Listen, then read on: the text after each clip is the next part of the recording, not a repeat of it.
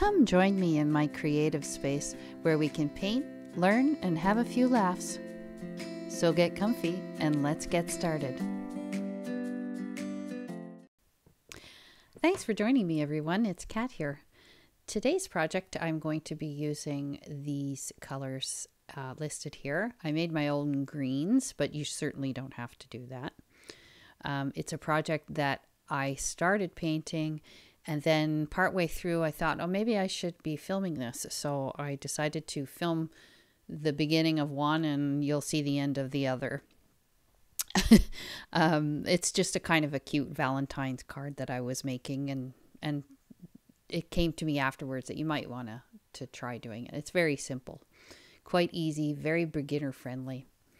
So I just drew out a very simple little cabin, and I'm wetting the whole background around the cabin, but leaving the cabin dry. It's the only dry spot on the paper.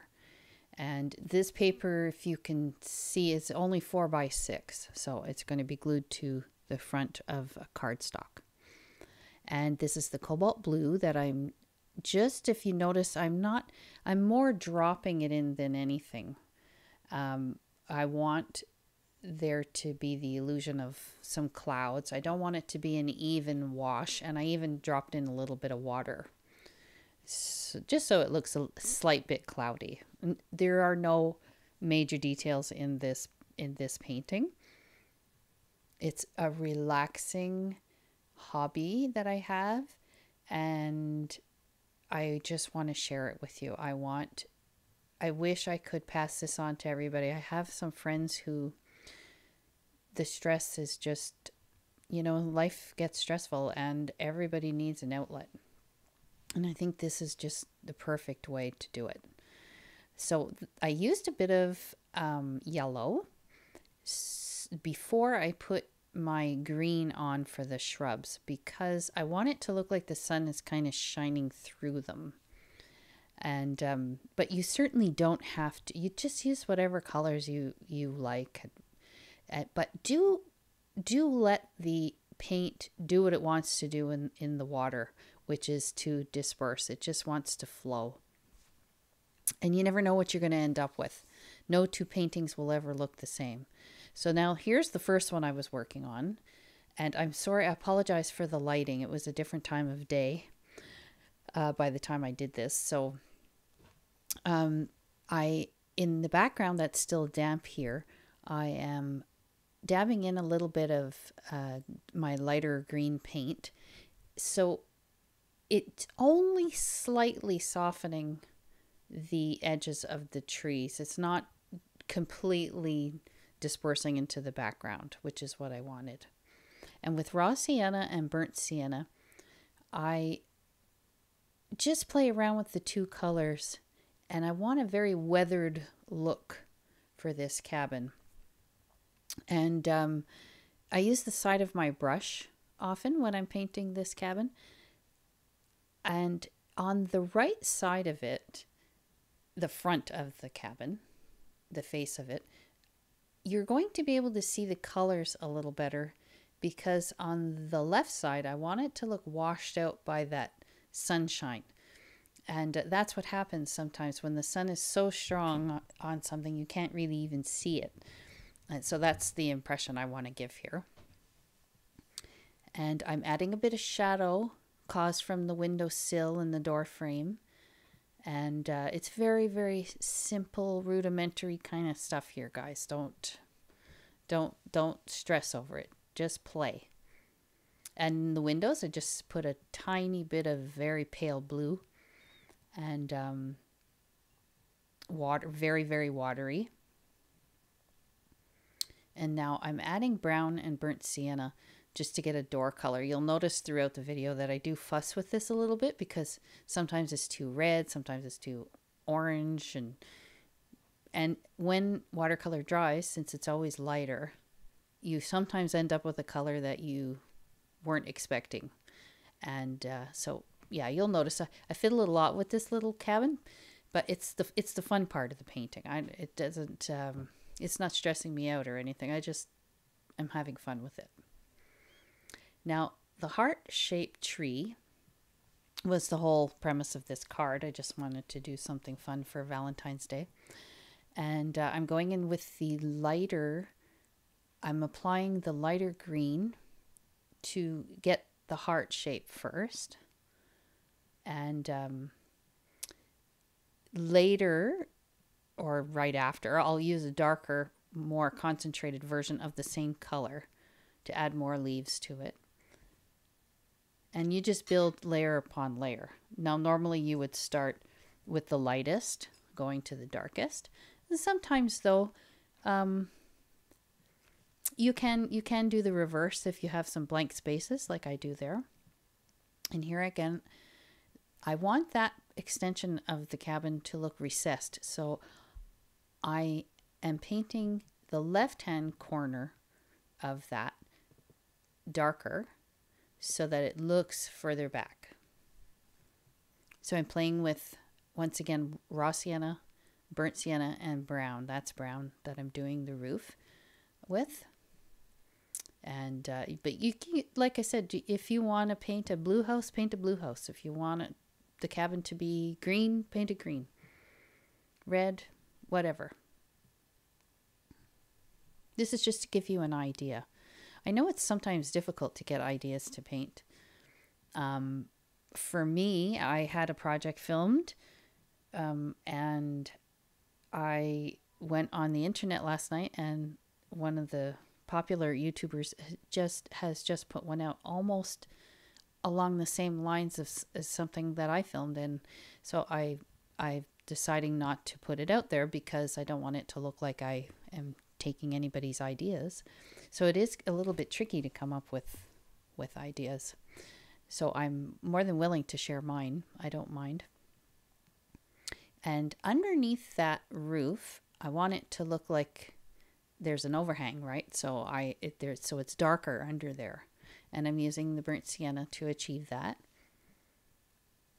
And I mixed up a gray with indigo, a tiny bit of indigo in my burnt sienna, and it gives you a nice gray, and you can always alternate the amount of each color. So you'll get a brown if you put more burnt sienna, and you'll get almost a black if you put more indigo. And I'm just going in here with plain Van Dyke brown to do the trunk, and it's also poking through the shrubs. And I'll do one layer of that, and then when that's dry, I will add a little bit more concentrated paint just to define it a little tiny bit, just to add a tiny bit of detail to it. And that'll be that. This painting is not full of detail. And this darker green I'm using to add some definition to these trees in the background because they look a little washed out.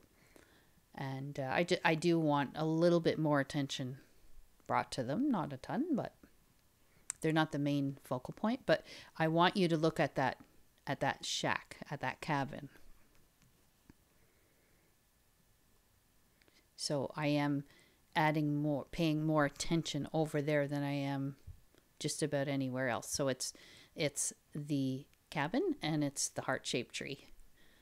Those are my two focal points, but the cabin I think is the most. Now this is an odd kind of looking thing. What I'm doing is this is burnt sienna and a little bit of scarlet, and I'm adding little what that's going to be is shadow on the house. But I did it first because the tree I'm going to put in front of it is darker. So I had to do that part first. And I lightly put in a little bit of, I don't know if they're called shingles or if they're, oh boy, I had the word earlier. I should have wrote it down. This is, I'm in my 50s and this seems to be the disease of the 50s. I cannot recall things I wanted to say.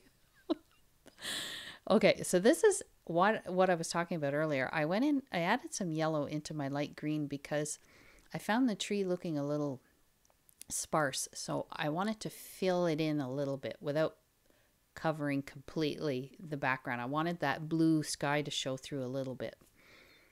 So with the yellowy green and now the dark green, I think I've achieved a more full looking tree.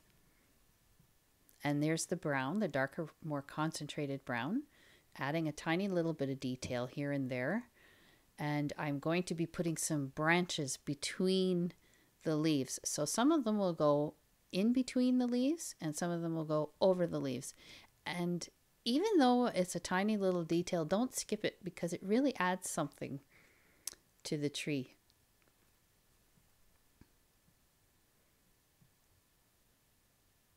And it's fun. So here's the evergreen that I wanted to put in front of the cabin, and you'll see what those funny dots are on the house. That you'll see that they're just a shadow. Now, because this tree is in the sunshine on the left side, I wanted the right side of the tree to look a little darker, and the left side to look a little more washed out. And so I used my lighter green for that side. And I just let the dark kind of bleed into that slightly. So I think I achieved it pretty well. I think I have it exactly where I want it. Enough detail. I don't want any more detail there. And this is just like moss against the house or shrubs. It could be whatever. It's very nondescript. I put my light green and then I drop in a little bit of dark to allow that to bleed up and into the light green.